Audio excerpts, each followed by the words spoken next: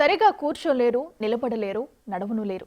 ఇది ఓ పేద కుటుంబానికి పిల్లల రూపంలో దేవుడు ఇచ్చిన శాపం. బుడిబుడి అడుగులు వేస్తూ పెరుగుతున్న క్రమంలో రికెట్స్ అనే మాయదారి రోగం ఆ ఆడపిల్లలను కాటేసింది. 20 ఏళ్లు నిండినా ఇంకా పసిపాపులుగానే మిగిలిన తమ పిల్లలను చూస్తూ ఏడ్చి ఏడ్చి తల్లిదండ్రులు కన్నీళ్లు కూడా ఇంకిపోయాయి. గుండెను బరువెక్కించే ఈ వాస్తవ కథ ఎవరిదో ఎక్కడో ఇప్పుడు తెలుసుకుందాం.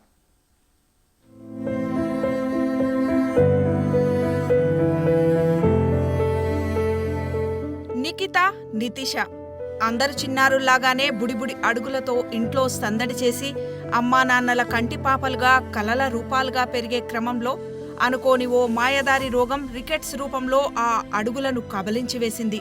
శరీర ఎదుగుదలను ఆపేసి కాళ్ళు చేతులను అచేతనంగా మార్చేసింది.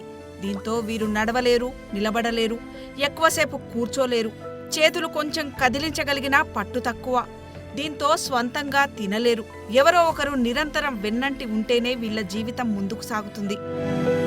ఇప్పుడు ఈమె 21 సంవత్సరాలు ఉంటుంది మేడం, ఈమె 20 సంవత్సరాలు ఉంటుంది.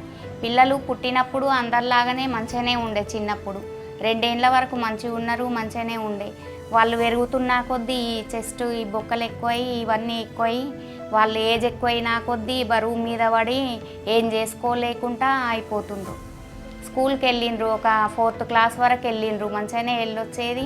తర్వాత ఇక మొత్తం మేమే చేసుకోవాలి. అసలు ఏది లేదు, మాకు నిల్వ నీడ లేదు, చెప్పులు కుట్టుకుంటాం మేము, ఏం లేదు జీవనాధారం. వాళ్ళతోని వాళ్ళని ఇబ్బంది అయిపోతుంది. 20 ఏళ్ళ నుంచి ఇదే చేసుడు, ఇదే చేసుకుంటానే. నేను లేకుంటే వాళ్ళకి వెళ్ళదు. పిల్లలకు తల్లి లేకుండా ఇక ఎక్కడికి వెళ్ళేది లేదు. మేనరికం అని అంటారుగా, దేనివల్ల అని అంటారు కదా, అట్లా కూడా కాదు. మేము దూరం చుట్టంలోనే చేసుకున్నాము. ఇంకోటి వీళ్ళు పుట్టినప్పుడు మంచిగా పాప మంచిగా అందరూ క్యూట్గా మంచిగా ఉండేది. 1-2 ఇయర్స్ అయినాక 1 ఇయర్ అయినాక మ్యారేజ్లో తెలిసింది. ఇక్కడ చెస్ట్ ఎత్తు కావడం వల్ల, అరే ఏంది మీ పాపకి ఎత్తు అయింది ఇడా అది అని చుట్టాలు చూస్తారు కదా, వాళ్ళు చెప్పారు. అప్పటి వరకు అనుకోలేదు మేము. ఆ 1 ఇయర్ లోపల ఈ పాప కూడా కడుపులో ఉంది. అయితే మేము ఇలాంటివి అనుకోలేదు. ఇట్లనే ఇక ఎట్లయితే దేవుడు ఇచ్చినట్టు అని మేము అనుకున్నాం. ఇక అనుకొని ఇక వీళ్ళకు చూసుకోవడం, వీళ్ళు అలసిపోవడం, ఇక కొంచెం వీక్నెస్గా ఉండడం అదంతా జరిగింది. మధ్యలో జరిగితే ఇక వాళ్ళని హాస్పిటల్కి తిప్పడం అప్పటి నుంచే స్టార్ట్ చేసినాం. ఏం స్టార్ట్ చేసినా కూడా వీళ్ళు పోగానే ఈడనొస్తుంది, ఈడనొస్తున్నాయి, ఈడ కాళ్ళు వస్తున్నాయి అవి అన్నప్పుడల్లా మేము వెహికల్ తీసుకొని పోవడము, వీళ్ళని హాస్పిటల్లో జాయిన్ చేయడము, ఆడ బ్లడ్ గ్రూప్లు అవన్నీ ఇవ్వడము, ఏది ఉండకుండా ఏది ఉండదు ఆడ ఎంత చేసినా కూడా. మేడం రికెట్స్ అని చెప్పారు హాస్పిటల్లో. వీళ్ళు రికెట్స్ ఇక వీళ్ళకు ఇంతే ఉంటుంది, వీళ్ళు ఇట్లనే ఎదుగుదల కూడా తక్కువ వీళ్ళకు అని చెప్పారు మేడం. ఇక మేము అనుకున్నాం హాస్పిటల్లో చూపించుడు అన్నీ కరెక్ట్గా ఉన్నాయి, కానీ ఇక్కడ దేనివల్ల అనేది మాకు కూడా అంత వీళ్ళు చిన్నప్పటి నుంచి చేతులు కాళ్ళు వంకర ఇవన్నీ అయినాయి. అప్పుడు ఇదంతా ఇట్లనే ఇక వీళ్ళు ఇట్లనే ఉంటారు. ఇక ఈ చేతులు, ఈ కాళ్ళు డి తక్కువ ఉందని అది ఇవన్నీ ఇట్లా ఈమె ఇట్లా ఇవన్నీ వీళ్ళకి పట్టు ఉండదు.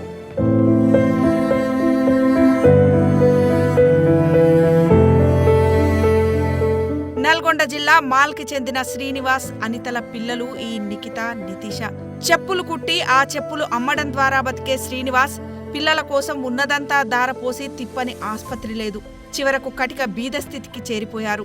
ఓ పక్క చెట్టంతా ఎదిగి అమ్మా నాన్నలకు ఆసరాగా నిలవాల్సిన పిల్లలు ఇలా అయిపోయారనే బాధ, మరో పక్క బతుకులకు ఆధారం లేక నిత్యం బాధను దిగమింగుకుంటూ బతుకుతున్నాడు. ఇలాంటి పిల్లలతో మా ఇంట్లో వద్దు, ఖాళీ చేయమనే ఇంటి ఓనర్లతో మాటలు పడుతూ అవమానాలను ఎదుర్కొంటూ పిల్లలకు ధైర్యం చెప్తూ బతుకుబండిని ముందుకు లాగుతున్నాడు.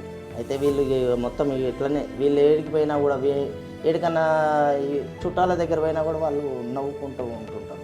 ఎందుకంటే వాళ్ళు ఇంట్లో వీళ్ళ లెక్క ఉన్న వాళ్ళు ఏజా చూసి హేళన చేయడం అవన్నిట్లో జరుగుతూనే ఉన్నాయి. అయినా పట్టించుకోకుండా వీళ్ళని ధైర్యంగా చెప్పుకుంటుండేది. మేము ఏమనుకున్నామా, ఏం కాదు, మంచిగా ఉండదు పిల్లలతో, అది మేము కూడా అనుకుంటుండేది. కానీ ఎంతైనా వాళ్ళ దగ్గర పోనీకి వీళ్ళు నామోషాయి మళ్ళీ ఇంటికాడనే ఉంటురు. ఇక వీళ్ళు బయటికి వెళ్తలేరు. ఇక వాళ్ళ చుట్టాల దానిలో కూడా పెళ్ళిళ్ళలో ఎక్కడికన్నా పోయినా కూడా హేళన లెక్క చూస్తారు. ఏమన్నా ఉన్నా కూడా బయట లెక్క పిల్లల లెక్క 18-20 సంవత్సరాల పిల్లల లెక్క లంగా ఓనేసుకొని తిరిగేటోళ్ళు లెక్క వీళ్ళు ఉండాలి. ఆ టైంలో వీళ్ళు ఇట్లనే కుర్చీకే పరిమితం అయితే 2 ఇయర్స్ లెక్క ఉంటారు వీళ్ళు. ఇక గట్లనే ఇక మా పరిస్థితి ఇక్కడ వరకు ఈ టైం వరకు ఇట్లా గడిచిపోతుంది మేడం. ఏడికి పోగేటట్టు కూడా లేదు. మేము ఎవరికన్నా చుట్టాల దగ్గరికి పోదామన్నా కూడా వాళ్ళ పరిస్థితిని వీళ్ళని ఎత్తుకొని మేము పోలేము. బస్సులల్లో పోదామనుకున్నా కూడా బస్సులలో వీళ్ళకి తిప్పలేము మేము. మా పరిస్థితి ఆర్థికంగా చాలా ఒక 20-30 లక్షల రూపాయలు వీళ్ళకి పెట్టినాం ఆల్రెడీ. ఎప్పుడైనా ఏమన్నా నొప్పి గీడ నొస్తుంది అనగానే ఇక వీళ్ళు తట్టుకోకపోతున్నాను మేము మస్తు బాధపడేది. డైరెక్ట్ హైదరాబాద్ తీసుకుపోయేది, దిల్షునార్ తీసుకుపోయేది, అన్నీ మొత్తం టోటల్గా సిటీ మొత్తం వీళ్ళని హాస్పిటల్లో తిప్పినాం. లాస్ట్కు గాంధీ హాస్పిటల్లో కిరాయి లేకపోయినా కూడా పోయి వచ్చినాం మేడం. అట్లా 20 ఇయర్స్ ఆర్థిక ఇబ్బందులు చాలా ఉన్నాయి. తింటాందుకు కూడా లేదు. కిరాయి ఇళ్ళల్లో ఒకసారి ఉన్నాం మేడం, వాళ్ళు వెళ్ళిపో అని చెప్పారు మాకు. అయితే వెళ్ళిపోయినాం మేము. కిరాయి ఇళ్ళల్లో కూడా వెళ్ళిపోయినాం మేము. ఎందుకంటే వేరే వాళ్ళు ఉంటారు కదా మేడం, ఏంటిది అసహించుకున్నారు. అట్లా కూడా పోయినాం మేడం మేము బయటికి. వేరే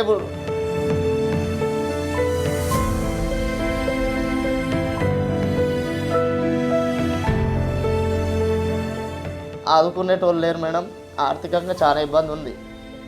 పరిస్థితి అట్లుంది మాకు. తల్లి పోషించేది కూడా తల్లి చాలా కష్టపడుతుంది ఆమెకు. ఇప్పుడు ఈ నుంచి 10-20 మెట్లు దిగాలి మేడం బాత్రూమ్ పోవాలంటే. మళ్ళా పైకి ఎక్కాలి. మేము ఉండం, ఒక్కోసారి బయటికి పోతాం ఏదైనా పని ఉంటే. వీళ్ళు బాత్రూమ్ కూడా మధ్యలోనే పోతారు. ఒక్కోసారి మెట్లు దిగలేరు, మెట్లు ఎక్కలేరు. అంత పరిస్థితి ఉంది.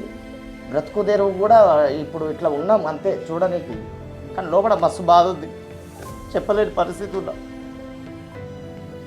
ఎవరు ఆర్థికంగా సహాయం చేస్తే, మేము సాయం గురించే చూస్తున్నాం మేడం. ఎవరైనా చేస్తే పిల్లలు ఇంకా బాగుపడతారని. ఏదో కళ్ళ ముంగట చంపుకోలేం కదా మేడం పిల్లల్ని.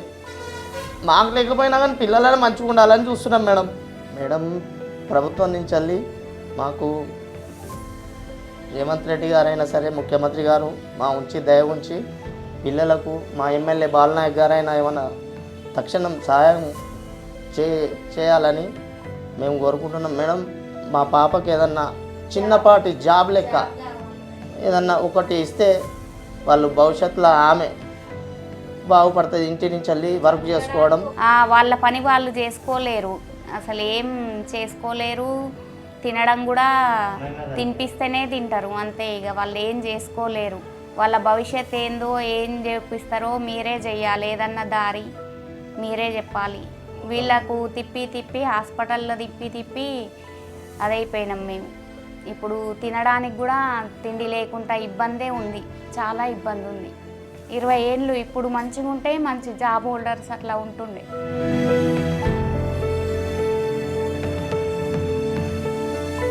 మేం బొమ్మలం కాదు, మరమనుషులం కాదు, ఏలియన్స్మి కాదు. కానీ మేం ఇంటి నుండి బయటికి పోతే మమ్ములను ఇదే కోణంలో చూస్తుంటారు. కానీ ఇలా ఉండడం మేం చేసిన నేరమా? మేము ఎందుకు అనుభవించాలి ఈ శిక్ష? వింత మనుషులుగా గెలిచేసే చూపులతో గడప దాటాలంటేనే భయపడిపోతున్నాం. నిత్యం 4 గోడల మధ్యన ఇంట్లోనే ఉండిపోతుండటంతో కబలించి వేస్తున్న నిరాశతో అవస్థలు పడుతున్నామని, మా భవిష్యత్ మాకే అర్థం కాకుండా ఉందని ఆవేదన పడుతున్నారు ఈ అమ్మాయిలు. 21 ఏళ్లు వచ్చినా ఇంకా 2 ఏళ్ల పసిబిడ్డల్లా మా తల్లిదండ్రులకు భారంగా ఉండలేకపోతున్నామని, ఏదైనా ఇంటి నుండి చేసే ఉద్యోగం ఇప్పించండి బతుకుతాం అంటూ ప్రాధేయపడుతున్నారు ఈ అమ్మాయిలు. వారి వేదన నిండిన మాటలు ఎవరికైనా కంటతడి పెట్టిస్తాయి. Rent హౌస్లలో ఉండనిస్తలేరు madam. మమ్మల్ని చూసి మా మమ్మీ వాళ్ళని కూడా కాల్ చేయమని చెప్పేస్తున్నారు. ఎక్కడ మాకు సొంతం ఇల్లు లేదు. మా మమ్మీ వాళ్ళు చెప్పులు కుట్టుకుంటూనే ఉంటారు. ఇంకా మాకు ఇదే ఉంది. ఇప్పుడు ఏమీ లేవు, ఎవరు దగ్గరికి రానియరు. 8th క్లాస్ వరకు వెళ్ళినాం స్కూల్కి. ఈ 8th నుంచి ఇక మాకు నడవడం రావట్లేదు.